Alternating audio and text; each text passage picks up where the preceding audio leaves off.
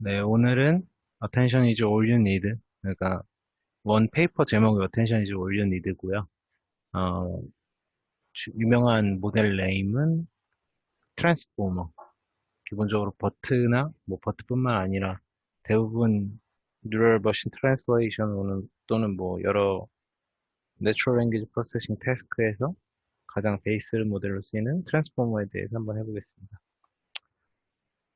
그래서 인트로덕션인데 먼저 원래 이 어텐션 이즈 올린드 논문의 공저자가 8명인가 되는데 그중에 이제 시스 마수환이라고 이게 이분이 구글 브레인에 계신 분인가? 그분이 CS224N이라고 스탠포드의 내추럴 랭귀지 프로세싱 강좌에서 한 인바이티드 토크를 할 때 했던 이야기를 먼저 해볼까 해요. 그러니까 이분이 그 스탠포드 학생들한테 했던 얘기는 뭐 특정 태스크나 특정 모델에 대해서 얘기하는 게 아니라 우리가 어떤 모델링을 할 때 베이직한 컨셉을 다시 한번 생각해 보자. 그러니까 우리가 어떤 데이터 스트럭처를 다룬다 그러면은 가장 먼저 물어야 할 거는 그러니까 뭐 그냥 단순히 XG 부스트, 라이트 GBM, decision tree 이런 거에 때려 박는 게 아니라 데이터 스트럭처가 뭔지,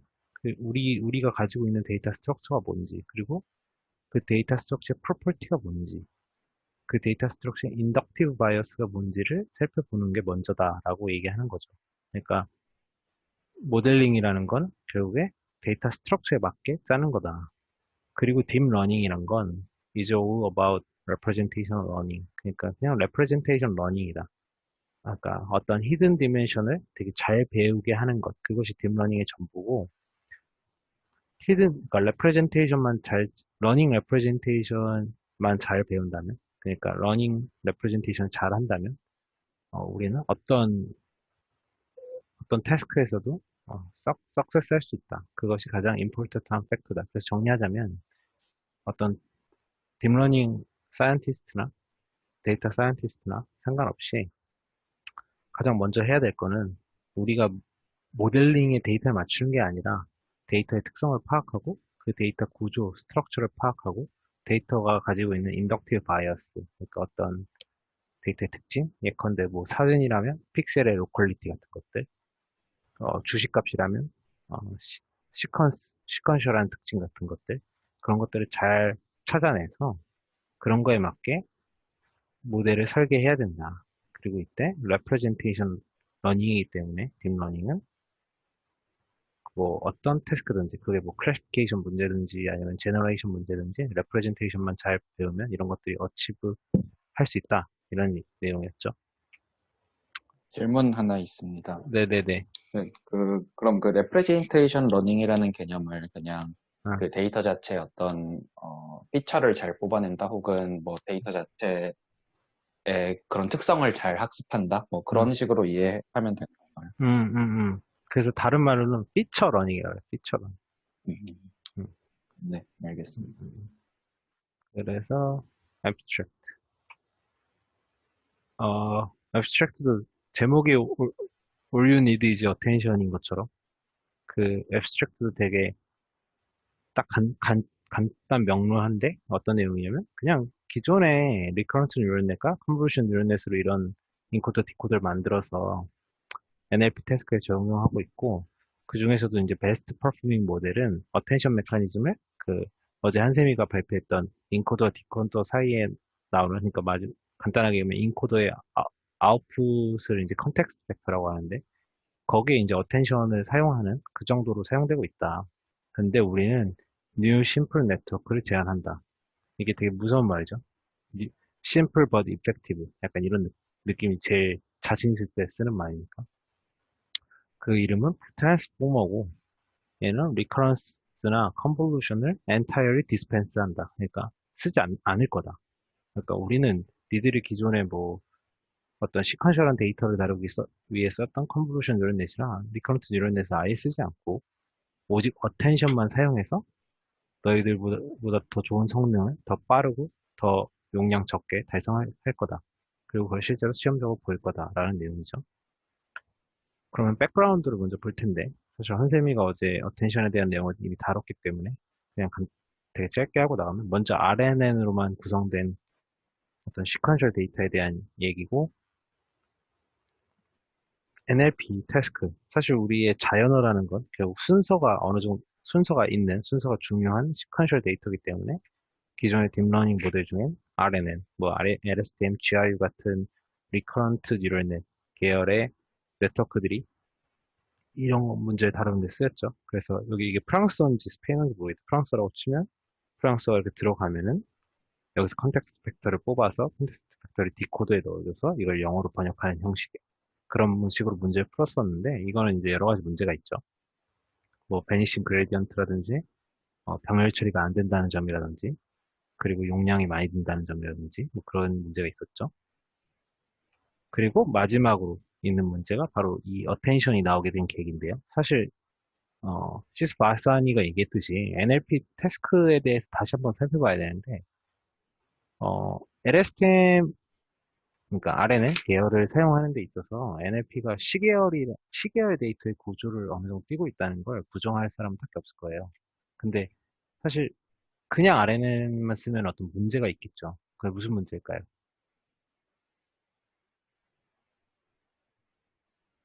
NLP를 할 때요. 네. 그냥 RNN만 쓰면. 음.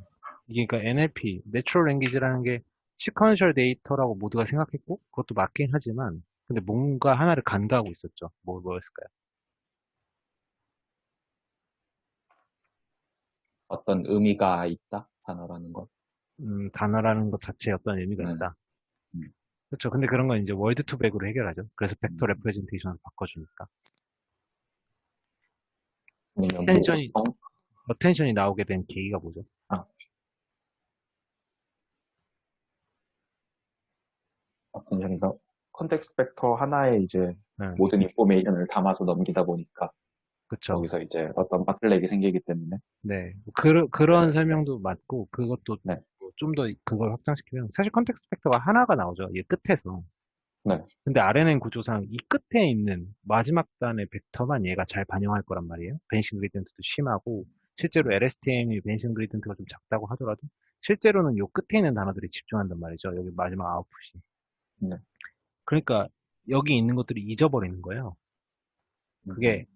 LSTM이 아무리 GRU가 아무리 그런 점을 계산했다고 해도 그게 문제였고, 뭐 이거를 현실 세계 문제랑 대입해 보면은 만약에 우리가 수능 국어 지문을 읽는다고 했을 때 문단이 엄청 긴데 만약에 문제가 주인공의 이름을 적어라 라였으면 주인공의 이름은 앞단에 나올 확률이 높잖아요. 음. 근데 컴퓨터 입장에서는 문단을 다 읽으면 끝에서 멈추게 되고 끝에 있는 정보를 반영할 수 있는 컨텍스트 팩트를 뽑아내게 되는데 그럼 앞단의 정보가 거의 사라진다는 거죠. 그래서 사실 자연어라는 것은 시계열 데이터긴 하지만 우리가 어떤 태스크냐, 어떤 맥락에 집중해야 되냐에 따라서는 포커스해야 되는 단어가 꼭 시계열은 아닐 수도, 그러니까 앞에 있을 수도 있다는 거죠. 그러니까 제일 마지막 단어가 아니라. 그런 점을 활용할 때 어텐션이란 개념이 도입된 거죠. 그래서 시퀀스 투 시퀀스 with attention 이라는 게 도입됐죠. 어떤 거냐면, 만약 똑같이 프랑스어를 영어로 번역하는 태스크를 푼다고 할 때, 기존에는 그냥 여기 컨텍스트 팩트 넘기고 이렇게 여기 보냈다면, 이번에 하는 거는 he, 즉 첫 번째 단어의 영어 레프레젠테이션, 벡터 레프레젠테이션을 뽑고 얘와 이 모든 프랑스어 단어에 각각 어텐션 스코어를 구하죠. 어텐션 스코어를 구하는 건 뭐 여러 가지 있지만 이 경우 다 프로덕트라고 얘기하겠습니다. 그래서 다 프로덕트 다 해요. 그러면은 다 프로덕트는 어떤 시뮬러리티 구하는 거라고 생각하면은 이 희와 비슷하거나 이 희와 연관된 어떤 단어, 그러니까 여기로 치면 다음에 나올 단어겠죠. 다음에 나오는 단어나 뭐 전에 단어겠죠. 전에 나올 단어가 어텐션 스코어가 당연히 비슷하게 나오겠죠. 왜냐면 맥락상 비슷해야 되니까. 그러면은 그 정보를 가지고 다시 여기 벡터 레프레젠테이션과 뭐 합하든지 뭐 여러 작업을 취해줘서 뽑아내면은 더 정확하다는 거죠. 그러니까 더 포커스 온을 똑바로 할 수 있게 된다는 거죠. 어텐션의 아이디어는. 그래서 어텐션의 등장으로 실제로 NLP 태스크에서 많은 성공을 이뤘고 이것이 이제 확장돼서 비주얼 퀘스천 앤서링 같은 어제 한세명 했던 퀘스천, 그러니까 캡션 제너레이션 그런 분야에서도 쓰이게 되죠. 그래서 어텐션이란 게 무슨 일을 하냐? 어떤 질문이 들어오면은 우리가 우리 네트워크가 어디에 포커스 하는지를 인터프리터블 하게 해주죠. 뭐 캡션 제너레이션 같은 경우도 어텐션을 잘 쓰기만 하면은 어디에 우리가 집중해야 되는지를 확실하게 알 수 있게 해주는 거죠. 이런 식으로. 그래서 어텐션의 활용도가 높아졌다. 그때 이제 트랜스포머가 나옵니다. 그러니까 기존의 RNN, 그러니까 시퀀스 데이터를 다루던 아주 고전적인 방법인 RNN 계열의 네트워크를 갖다 버리자라는 내용이었죠. 어텐션만 사용하자라는 겁니다. 왜 RNN은 안 되냐라고 물으면 기본적으로 오래 걸리고요. 왜냐면 병렬 처리가 안 되기 때문에 타임 스텝을 다 계산해야 되죠. 메모리가 그래서 많이 들고 그리고 기본적으로 어, 벤싱 그레디언트가 심하고요. 결국에 뭐 암만 LSTM GRU가 계산됐다고 해봤자 결국에 그래도 끝에 있는 정보에 집중하는 것밖에 못해서 RNN은 별로 좋지 않았다는 거고요. 그 다음에 이제 왜 CNN은 안 되냐? CNN은 원래 로컬리티를 인덕티브 바이어스로 갖고 있는 모델이죠. 근데 얘 같은 경우는 생각해보면 만약에 I like this very much라는 단어가 아니 문장이 있을 때 CNN을 사용해요. 그러면은 어, 그러니까 이게 센티멘트 클래시피케이션 태스크인데 CNN을 이렇게 윈도우 3으로 설정해서 이렇게 쭉 슬라이딩 시켰다 그러보죠. 그러면은 CNN의 범위는 윈도우 3개거든요. 항상. 즉 여기 만 있는 거 디스턴트 포지션을 알 수가 없어요. 그러니까 이것도 결국 로컬리티가 되게 심하다는 거죠. 만약에 답은 맨 처음에 나왔는데 어, 문단이 너무 길었다면은 결국 CNN 구조도 그런 디스턴트한 포지션을 잘 잡지 못한다는 얘기가 되거든요. 그러면 우리가 어떻게 해야 되냐? 그때 트랜스포머 아키텍처가 나온 거죠. 그래서 네. 트랜스 질문 하나 있는데요. 네네 그 CNN 가지고 이제 그 어떤 센텐스에 대해서 그러니까 RNN을 대신하겠다라고 이런 연구가 있었잖아요. 네 근데 저렇게 했을 때 그러니까 RNN에 대비해서 장점이 있나요? 이게 RNN보다 네, 가지는 장점 네. 이거를 어떤 그런 음, NLP 테스크에 CNN을 활용했을 때 뭐 이런 연구들이 조금 진행됐던 걸로 아는데. 어, 나도 사실 이 논문들을 다 읽어보진 않아서 뭐 명확하게 얘네들 컨트리뷰션 뭔지 얘기는 못하겠는데 일단 하나 네. 떠오르는 건 훨씬 빠르겠지. 왜냐면 CNN은 음, 병렬 처리가 되니까. 네. 그리고 두 번째로 아까 말했듯이 RNN은 결국에 I like this movie very much라면 요 세 개 정도의 벡터에 대한 레프레젠테이션만 되게 강하게 받을 거야, 아웃풋에서. 네. 근데 CNN은 여러 층을 사용해버려서 이렇게 세 개짜리 이렇게 쭉 하면 여기 벡터 이렇게 쌓잖아. 컨캣하잖아. 네. 그리고 네. 또 뭐 네 개짜리로 해서 컨캣하고. 그러면은 음, 모든 정보를 다 어느 정도는 골고루 볼 수 있지 않을까 싶은데. 그래서 아마 음. 센티멘트 클래시피케이션에서 잘 되지 않았을까. 이런 종류의 태스크에서는. 그런 생각은 드네. 나도 뭐 정확하게는 그 어, 정도. 일단 한 가지 확실한 거는 빠를 거야. 훨씬 빠르고 메모리도 적겠지. 그럼 그 병렬 처리가 된다는 게 어, 그러니까 RNN은 모든 그 타임 스텝을 다 이렇게 홀드한 다음에 이제 응, 해줘야 돼서 응, 맞아, 맞아. 그런 내용인 T를 건가요? 계산하려면 T-를 계산해야 되니까. 응, 됐나요? 네. 네. 그래서 트랜스포머 아키텍처가 나옵니다. 트랜스포머 아키텍처 똑같이 인코딩이 있고 디코더가 있어요. 인코더와 디코더의 구조는 거의 똑같아서 사실상 인코더만 다를 거고요. 한 가지 특이한 점은 여기 포지셔널 인코딩이라는 게 있습니다. 인풋 인베딩에 포지셔널 인코딩이라는 걸 더해줘요. 이게 되게 괜찮은 아이디어인데 이거를 이제 살펴보죠. 자, I study at school이라는 문장이 들어와요. 일반적으로 CNN과 RNN은 걔네들 자체가 시퀀셜한 데이터를 반영할 수 있는 구조를 띠고 있기 때문에 우리가 얘네들의 이 단어들이 어떤 순서를 가졌는지 CNN이나 RNN한테 알려줄 필요가 없죠. 근데 트랜스포머는 그러니까 사실 댄스넷이잖아요. 어텐션이라는 것은 사실 댄스넷이에요. 그러니까 다 보겠다는 거니까 사실. 그러면 댄스넷은 이런 순서를 반영할 수 있나요? 순서를 반영할 수 없죠. 그러면 애초에 댄스넷은 말이 안 되죠. 왜냐면 배치를 막 펄터베이션 하고 이럴 때도 있는데 그리고 안에 순서를 바꿔도 원래 상관없어야 되잖아요. 댄스넷은. 근데 순서를 알게 해줘야지 이런 시퀀스 데이터에서는 말이 되잖아요. 그러니까 study I at school과 I study at school은 전혀 다른 문장이 되어야 된다는 얘기죠. 그렇게 해서 이 attention is all you need에서 제한한 방법은 포지셔널 인코딩입니다. 어떻게 하는 거냐면, 어, 이렇게 뭐, 이게 러너블 파라미터도 상관없는데, 지금은 그냥 컨스탄트 파라미터로 가져왔어요. 그래서 그냥 포지션에 따라서, 그러니까 이 순서, 내가 배치해서 배치가 아니라 내가, 어, 한 문장에서 어디 순서에 있는지야, 내가 몇 번째 피처인지, 각 문장, 각 단어에서 몇 번째 피처인지에 따라서, 여기 I와 D가 있죠. 따라서 이런 상수텀을 배치마다, 아니, 그냥 그 한 문장마다 똑같이 더해줍니다. 그러면은 문장들이 다 순서가 반영된 채로 인풋으로 들어오겠죠. 그게 이제 포지셔널 인코딩의 아이디어입니다. 그래서 이거는 한국말로 트랜스레이트 하는 태스크죠. I study at school. 나는 학교에서 공부해요. 이렇게 그러면 바꿔주는. 그저 네. 포지셔널 인코딩이라는 게 그냥 음, 어떤 그런 위치 정보를 반영해 준다라고만 음, 음, 음. 그냥, 생각. 네. 그렇게만 생각하면 돼요. 그냥 이름 그대로 포지셔널 인코딩. 음, 됐죠? 그래서, 네. 그래서 포지셔널 인코딩 끝났고, 그 다음에 이제 아이디어가 셀프 어텐션입니다. 어, 왜 셀프 어텐션이냐면, 기존의 어텐션 모델은 번역될 언어와 번역되기 전, 번역되기 전 언어 간의 어텐션을 구했죠. 그러니까 영어와 프랑스어 사이에 어텐션을 구했단 말이에요. 근데 얘는 번역될 언어끼리 또는 번역되기 전 언어끼리만 어텐션을 구합니다. 그래서 셀프 어텐션, 자기들끼리만 구해갖고 얘가 정확히 뭘 하는지는 이제 나중에 설명드리는데 구조는 이렇습니다. 쿼리 키 밸류를 뽑아내요. 그러니까 아이스터디의 스쿨을 뭐 월드 투백 같은 걸로 인베딩을 시켜요. 버트 같은 걸로. 그런 다음에 W 트랜스포메이션을 리니어 트랜스포메이션을 하는 거죠. 그러면 쿼리 키 밸류로 이렇게 세 가지 값이 나옵니다. 그러면은 요 각각을 다시 I에 대한 쿼리, 스터디에 대한 쿼리, as에 대한 쿼리, 스쿨에 대한 쿼리로 두고 여긴 또 키, I에 대한 키, 스터디에 대한 키, as에 대한 키, 스쿨에 대한 키로 두고 여긴 I에 대한 밸류, 스터디에 대한 밸류, as에 대한 밸류, 스쿨에 대한 밸류로 두는 거죠.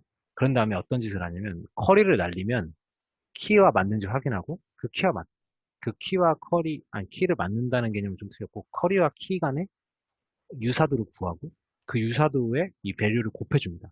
그게 여기 나오는데요. 어, 네, 여기 나오는데요. 참고로 이건 쿼리 키 밸류가 이렇게 나온다는 거고요. 그래서 잘 보십시오. i라는 쿼리를 날렸어요. 그때 i와 키를 봅니다. 당연히 자기 자신이니까 쿼리와 키가 좀 비슷하겠죠. 그러니까 잘 맞겠죠. 그 다음에 i의 밸류 자체를 다시 곱해줘요.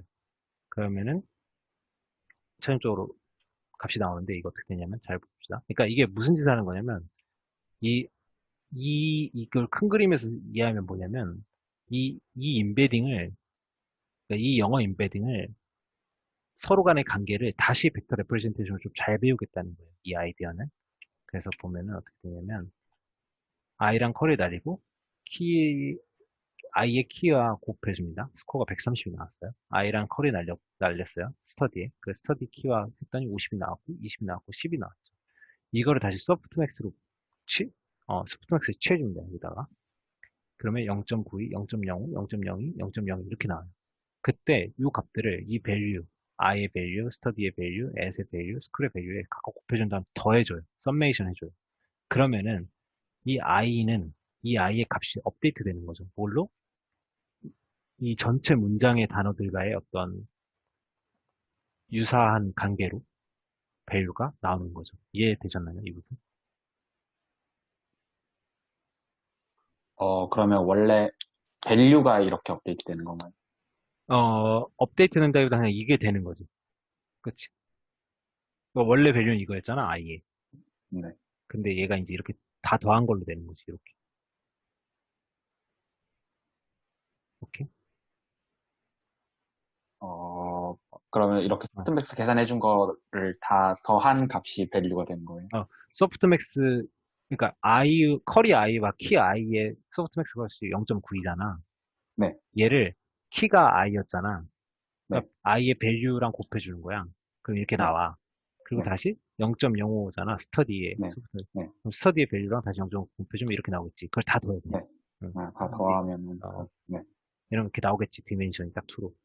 네. 그럼 그게 이제 i의 어떤 레프레젠테이션 벡터라고 생각하는 거야. 네. 음, 오케이? 네. 어. 근데 뭐, 여기서 테크니컬한 건 여기 루트 D로 나눠줘. 왜냐면 이 스코 값이 너무 크면은 소프트맥스 값이 다 터지잖아. 그냥. 다 말이 안 되잖아. 네.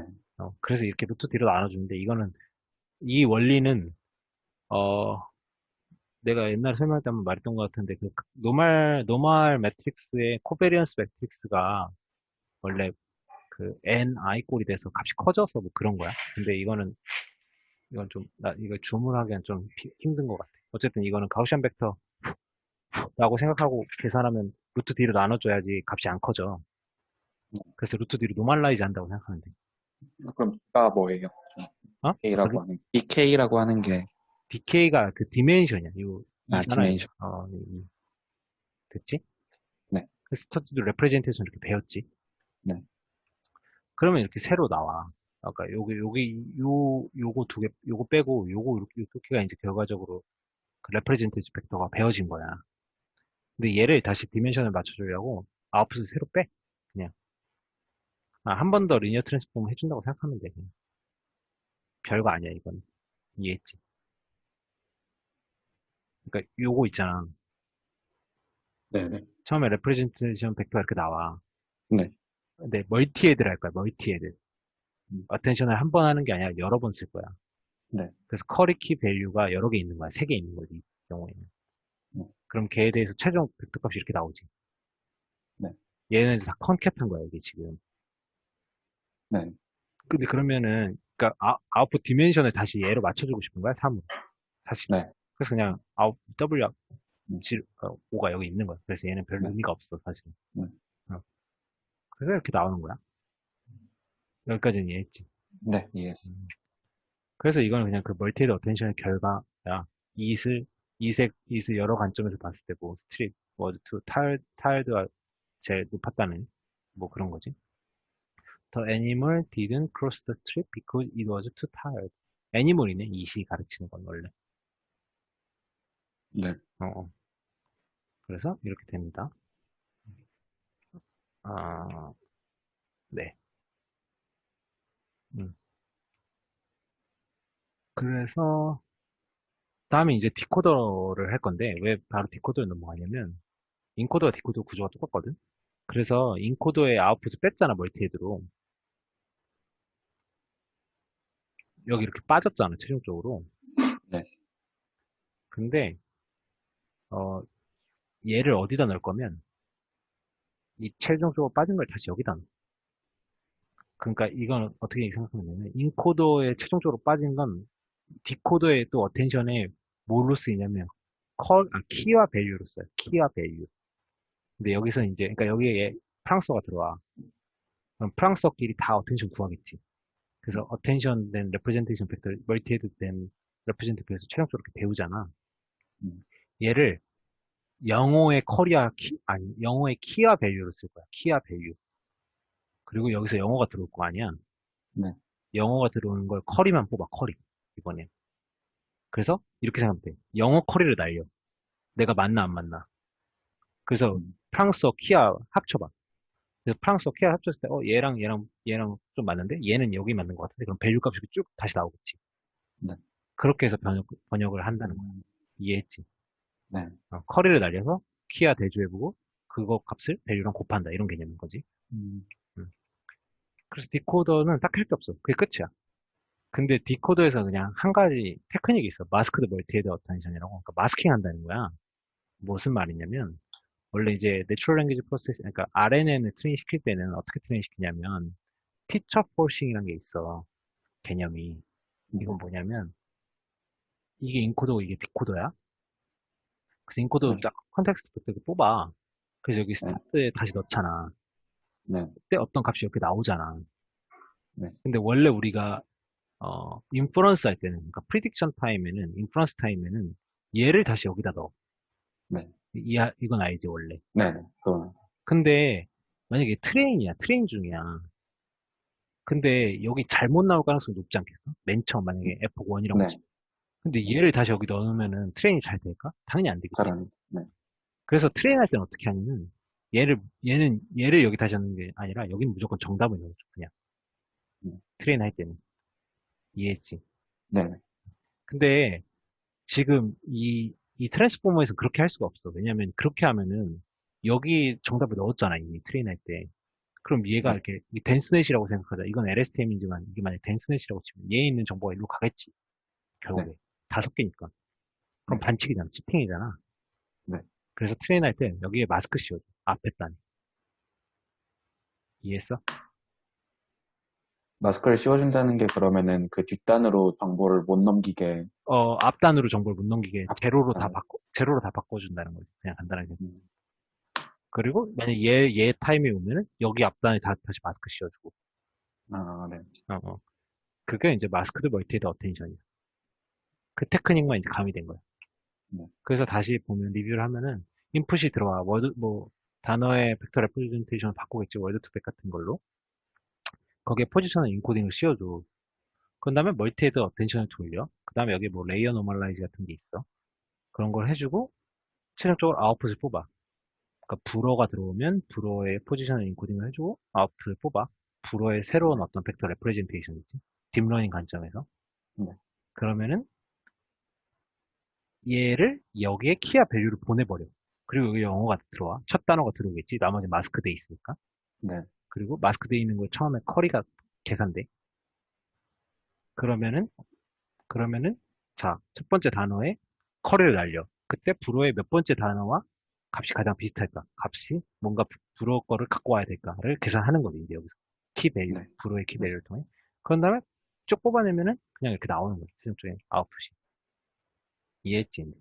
네. 어. 근데 여기 이제 특별한 레귤러리제이션 테크닉? 뭐 특별하다기보단 그냥 그런 게 있어. 뭐냐면 첫 번째가 레이블 스무딩이고 두 번째가 이제 레지듀얼 드랍 아웃인데 레지듀얼 드랍 아웃은 그냥 그 리지드얼 넷에 그냥 드랍아웃 있다고 생각하면 돼서 이건 특별한 게 아니고 레이블 스무딩은 뭐냐면 NLP 태스크 같은 경우에는 어떤 문제가 있을 수 있냐면 롯데리아 햄버거를 좋아한다는 어떤 결론이 나왔어. 리절트 뽑아야 돼. 근데 맥도날드 햄버거를 찍었을 수도 있잖아. 모델은. 근데 네. 롯데리아 햄버거를 찍었다고, 그러니까 아니 정답이 롯데리아 햄버거인데 맥도날드 햄버거를 찍었다고 모델한테 너 틀렸어 이러면서 그러니까 레이블이 만약에 1, 0으로 돼 있으면 완전히 그냥 박살내는 거잖아 네. 모델을. 네. 그건 너무 뭐지 가혹한 거잖아 어떻게 보면. 그럼 너무 스펙하니까. 그러니까 그리고 사실 햄버거라는 정보는 맞췄잖아. 네. 그러니까 그 정보라도 조금 백프로포게이션 해주면 좋겠다라는 아이디어에서 나오는 거지 레이블 스무팅이라는 거. 그래서 뭐 1인 걸 0.8로 뭐 0인 걸 0.12 정도로 바꿔줘 레이블을. 네. 그러면은 어, 조금 틀려도, 그러니까, 뭐, 맥도날드, 롯데리아 이런 예시에서 틀려도 0.2만큼 백프로포게이션이 흐를 거 아니야. 네. 그치? 네. 그러면은, 어쨌든 햄버거란 정보만, 뭐, 그러니까 이론적으로 얘기하면, 이상적으로 얘기하면은, 햄버거란 정보는 좀 빼내와. 이러는 거지. 그래서 그런 레이블 스무딩을 여기 적용했다는 거야. 이 트랜스포머 모델이. 얘네는. 그래서 이게 어떤 레귤러리제이션 테크닉으로 들어가 있고, 그래서 리절트를 보면은, BLUE, 블루랑 플롭스, 이게 잉글리시 더치, 잉글리시 프렌치, 얘도 똑같이 그러네. 그래서 그런 테스트에서 성능이 좋지, 블루 네. 스코어가. 네. 근데 트레이닝 코스트가 더 압도적이지. 아, 이게 플롭스가 데이터셋이 아니고, 이게 블루가 아마 데이터셋일 거고, 이건 그냥 트레이닝 코스트 얘기하는 것 같아. 트레이닝 네. 코스트가 훨씬 적지, 얘네보다. 네. 음. 왜냐면 덴스넷이니까. 적겠지. 사실 컨볼루션 뉴럴넷도 되게, 뭐지? 빠를 텐데, 아마 어떤 모델 자체의 깊이가 달라서 그런 것 같아, 내 생각에. 여기서는 여기도 얘도 10에 18 쓰니. 그래서 당연히 RM보다 훨씬 모델도 작고 빠를 거고. 그래서 최종적으로 우리 모델이 좋다. 뭐 이제 이런 얘기지. 음. 그래서 레퍼런스는 시스 바스안이 이 여기 있는 8명 이게 다 공저자야. 여기는 이게. 음, 그래서 이 어텐션 이즈 올리는 논문 페이퍼 립스의 페이퍼였고 그리고 CS224N의 인바이티드 토크 이게 렉처 14에서 인바이티드 토크를 시스 바스안이가 와서 그래서 얘기하는데 이 내용이 되게 좋고 그러니까 시스 발산이 아까 얘기했듯이 어떤 음, 자기 논문을 얘기하는 게 아니라 그냥 우리가 어떻게 데이터셋을 바라보고 어떻게 모델링을 해야 되는 그런 관점에서 전체적으로 브리프하게 설명해 주거든. 네. 그리고 다음은 이제 트랜스포머. 이 허민성님의 유튜브 영상. 이 허민성님 영상도 되게 좋거든. 그래서 이거를 참고했습니다. 그래서 오늘은 끝.